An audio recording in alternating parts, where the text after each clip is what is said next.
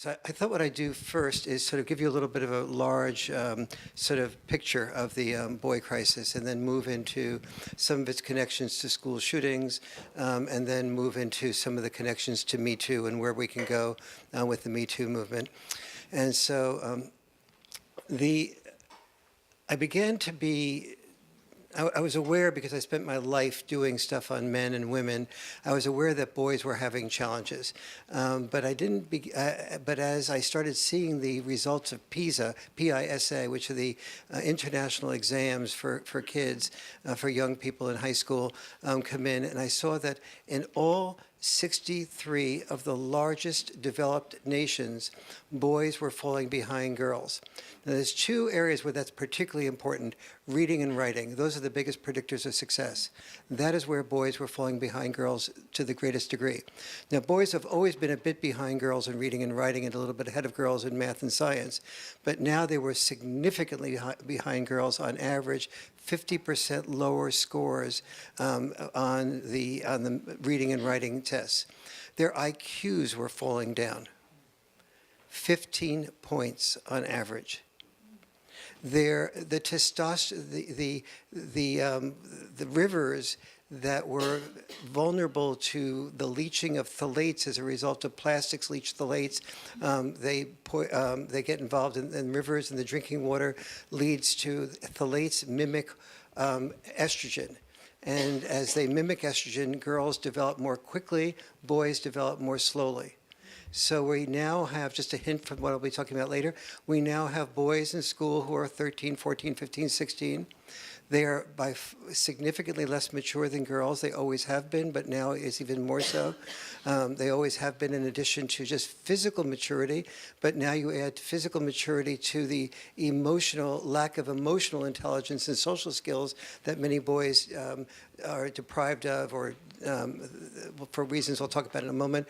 And so you have the less mature sex learning to risk rejection with the most attractive girls in school, who he believes are attracted to the boys who are performing probably more than he is, are taller than he, better looking than he, and so he fears rejection. But he's still the sex that is told it's the expectation that you should risk rejection, and with somebody who's more mature, more attractive, more eligible, not interested in you, and his parents are the only ones that see the fear that it strikes in his heart. But yet, so we have that happening.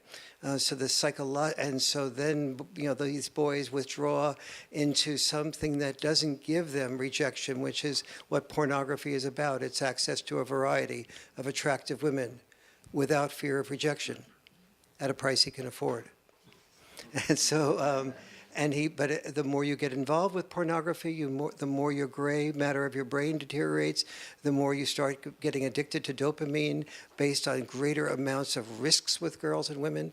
And the more you get addicted to that dopamine, the more you want women to perform that way. Then when you get involved with a real live woman, she feels objectified, she withdraws, which proves to the boy that he's not good with relationships, and so he has to go back to the porn, and the cycle continues. So that's just a little tip of the iceberg before we'll come back to that and get a little bit deeper in that in a little minute. So I began to see that in all 63 countries, the boys were falling behind girls and behind where they were themselves in past years. And so I started asking, what's happening in all 63 developed nations? And the key word was developed. In developed nations, there was enough access to survival that the society could allow for divorce. Where there was divorce, there was two things happening. Either fathers remained involved with the children after divorce about equally, and those children did pretty well. But in about half to two-thirds of the cases, millions and millions of children of fathers all over the world, the social mores and the legal, the laws that followed the social mores led to many, many fathers all over the world feeling marginalized. And so as they felt marginalized, they didn't feel needed, they didn't feel their different style was acceptable. Their different style being roughhousing, boundary enforcement, teasing, things that had value that very few men understood the value of. They just did these things, but they didn't read up about what the value of roughhousing, for example, is. Why roughhousing leads, for example, to the child being able to be much more assertive but not more aggressive. Why everywhere where fathers are involved, children are on the average more empathetic. Counterintuitive. We usually think of mother being the more empathetic sex. That is accurate. Mothers are, on average, more empathetic. So empathetic that they often teach their child to think of themselves and their feelings and not to think of anybody but themselves and their feelings. And so it's the boundary enforcement and the lack of empathy on the surface while feeling deeply empathetic underneath, that the father often says, sorry, you can't do this, you can't do that. The child doesn't feel very empathized with, but he begins to start understanding that I have to think of someone other than me. And that begins to develop empathy. So all of these things, dads are not, you don't know a dad probably who's able to articulate these things effectively. And so I don't blame mothers, because mothers can't hear what dads don't say. But women, but women have been reading books about these parenting and things like that, so they're able to articulate their contribution to parenting.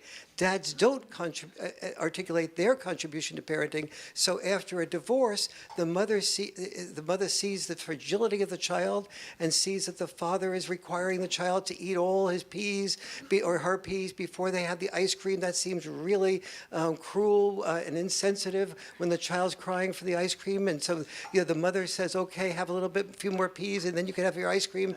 And then the dad goes, excuse me, we have a deal here. No ice cream until you finish all your peas. And so the mother feels that the dad is insensitive,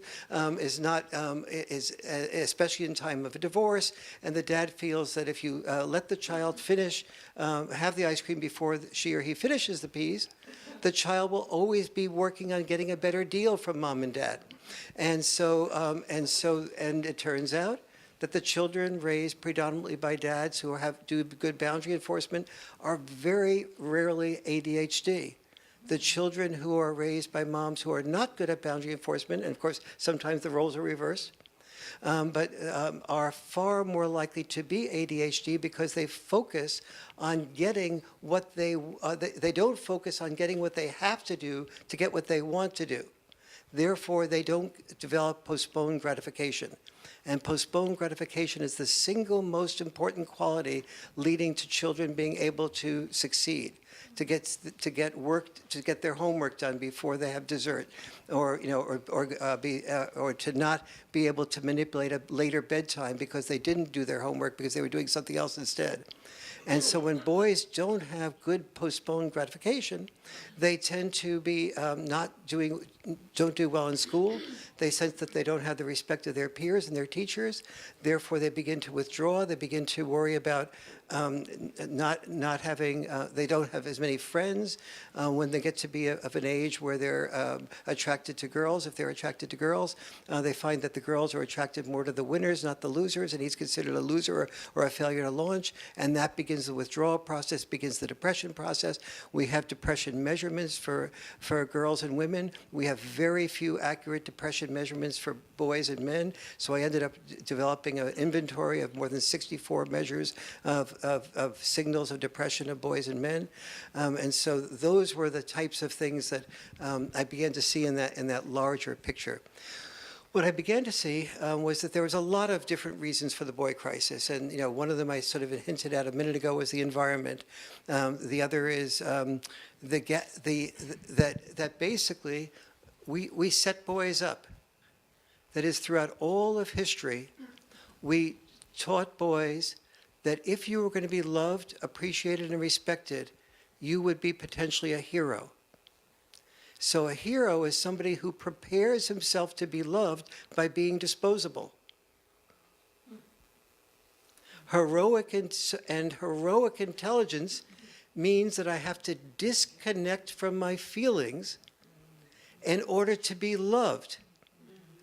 So a mother learns and father learns to bring up a boy and tell him, he's beautiful, sensitive, caring, and sweet when he's very young. And then usually the father decides that he can't just get through life being beautiful, sensitive, sweet, and loving. He's got to get his act together and become a man. So he's told to disconnect from those feelings. And the more and mother and father cannot love him, get attached as much to him as they could to their daughter, because to get attached to him is to get attached to somebody that you may eventually lose. Psychologically, we can't attach deeply to what we feel we may lose.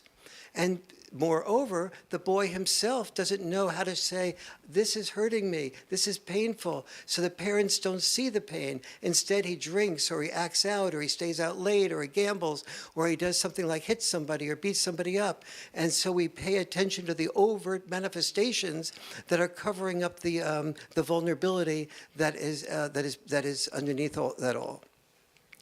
And hence school shootings.